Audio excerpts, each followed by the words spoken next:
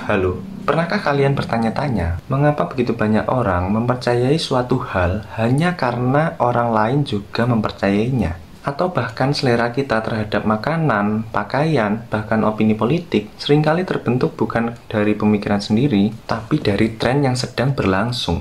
Nah, fenomena ini dikenal sebagai mentalitas kawanan. Mentalitas kawanan adalah kecenderungan manusia untuk mengikuti tindakan, keyakinan, atau pendapat kelompok tanpa mempertanyakan validitasnya. Bukan hanya terjadi dalam hal sederhana ya guys, seperti makanan atau pakaian, tapi juga dalam keputusan yang lebih besar seperti memilih pemimpin, mengikuti ideologi, atau bahkan menyebarkan informasi yang belum tentu benar guys. Sejarah penuh dengan contoh bagaimana mayoritas bisa keliru. Dulu, hampir semua orang percaya bahwa bumi adalah pusat alam semesta. Teori geosentris diajarkan oleh Ptolemeus, atau kalian bisa baca sendiri ya, tulisannya seperti ini. Didukung oleh gereja dan diterima oleh masyarakat luas selama lebih dari 1000 tahun. Namun, ilmuwan seperti Kopernikus dan Galileo menentangnya dengan bukti ilmiah bahwa bumi sebenarnya mengorbit matahari. Pada saat itu, pandangan mereka dianggap sesat karena bertentangan dengan kepercayaan umum. Meskipun akhirnya terbukti benar, guys. Terus ada lagi contoh lainnya, keyakinan bahwa rokok tidak berbahaya. Pada awal abad ke-20, mayoritas masyarakat percaya bahwa rokok itu aman, guys. Butuh waktu puluhan tahun penelitian ilmiah untuk membuktikan bahwa rokok sebenarnya sangat berbahaya bagi kesehatan. Kemudian ada beberapa contoh lainnya, mungkin kalian bisa cari sendiri. Mentalitas kawanan juga sangat terasa dalam kebiasaan sehari-hari orang Indonesia ya. Karena kita hidup di Indonesia pasti kita juga merasakannya. Salah satunya adalah dalam tren kuliner guys. Ketika ada makanan viral misal ya di media sosial gitu, orang-orang berbondong-bondong mencoba tanpa benar-benar mempertimbangkan apakah mereka menyukainya atau tidak. Mereka hanya langsung beli sampai antri panjang ya, tanpa kayak mempertimbangkan dulu gitu, ini beneran enak atau enggak ya, dan lain sebagainya.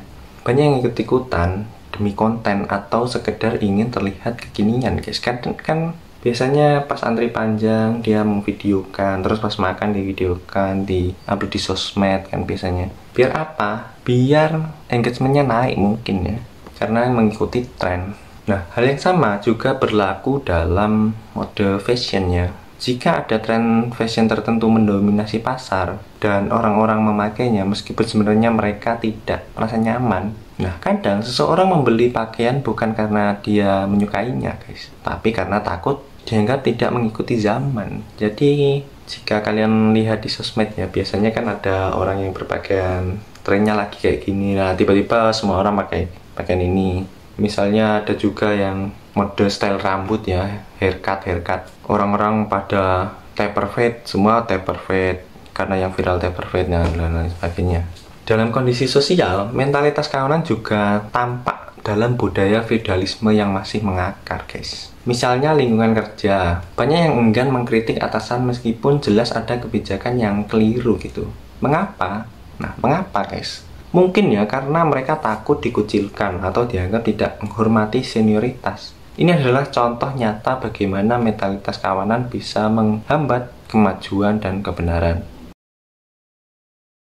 Nah, mentalitas kawanan ini memiliki banyak kelemahan ya tentunya. Salah satunya adalah hilangnya pemikiran kritis. Orang yang hanya mengikuti mayoritas cenderung tidak mempertanyakan apakah sesuatu itu benar atau salah. Akibatnya, mereka menjadi mudah dimanipulasi, guys. Baik oleh media, politikus, maupun kelompok tertentu yang punya agenda terselubung.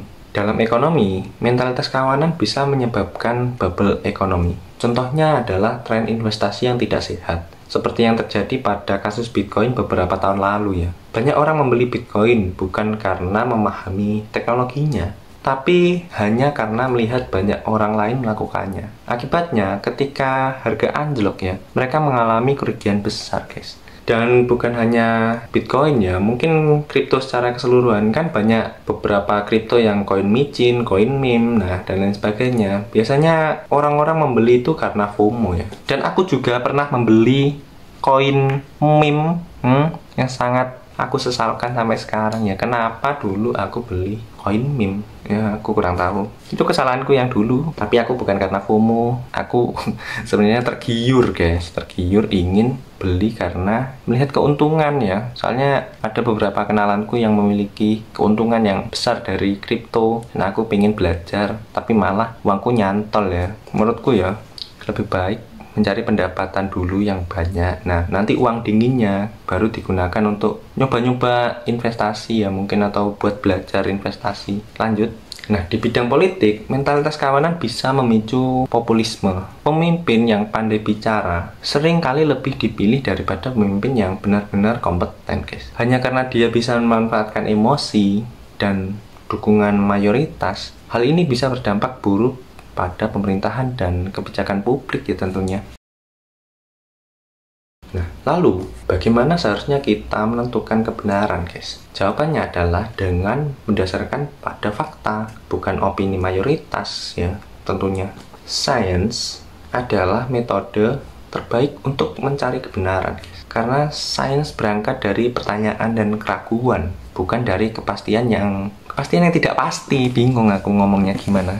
Ilmu pengetahuan bekerja dengan cara menguji hipotesis, melakukan eksperimen, dan mereplikasinya.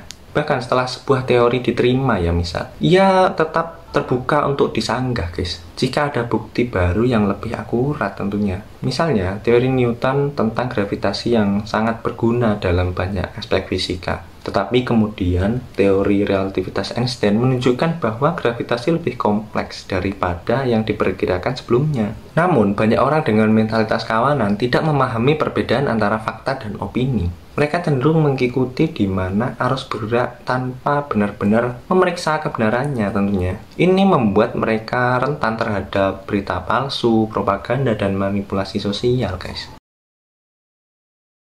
Nah, fenomena mentalitas kawanan juga berkontribusi pada munculnya feodalisme kecil di Indonesia. Banyak lingkungan yang masih menerapkan sistem siapa yang paling berkuasa dialah yang paling benar. Orang-orang tidak berani melawan atau bahkan hanya mempertanyakan kebijakan yang salah karena takut dikucilkan, guys. Bukan hanya kebijakan ya, kadang misal orang yang dianggap berkuasa ini memiliki pendapat seperti ini. Orang-orang itu nggak mempertanyakan dulu ini pendapatnya itu benar apa enggak. Biasanya langsung diterima ya. Karena orang-orang ini melihat pendapat itu bukan dari apa yang disampaikan, tapi siapa yang menyampaikan. Aku juga kurang mengerti ya cara berpikirnya. Ada beberapa institusi pendidikan tradisional ya misalnya.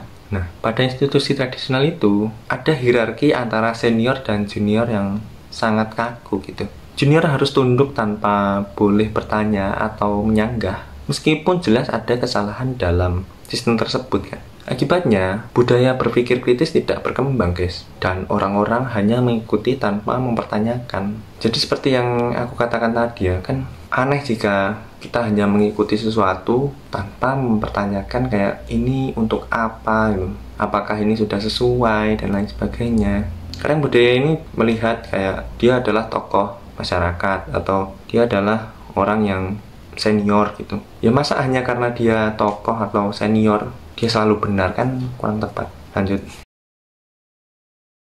Kita harus mulai menyadari bahwa kebenaran tidak boleh ditentukan oleh jumlah orang yang mempercayainya, guys. Mayoritas itu bisa salah dan sejarah sudah membuktikannya berkali-kali. Yang bisa kita lakukan adalah mengembangkan pemikiran kritis, mempertanyakan informasi sebelum menerimanya, dan berani berbeda pendapat jika memang ada alasan yang masuk akal gitu. Berpikir kritis bukan berarti selalu menentang mayoritas, tetapi memastikan bahwa keputusan yang kita ambil benar-benar berdasarkan pemahaman dan bukti yang kuat gitu. Bukan sekedar ikut-ikutan tentunya. Sebab pada akhirnya kebebasan berpikir adalah hak setiap individu, dan hanya dengan berpikir kritis kita bisa benar-benar merdeka, guys. Nah, untuk itu jangan lupa like, comment, dan subscribe ya.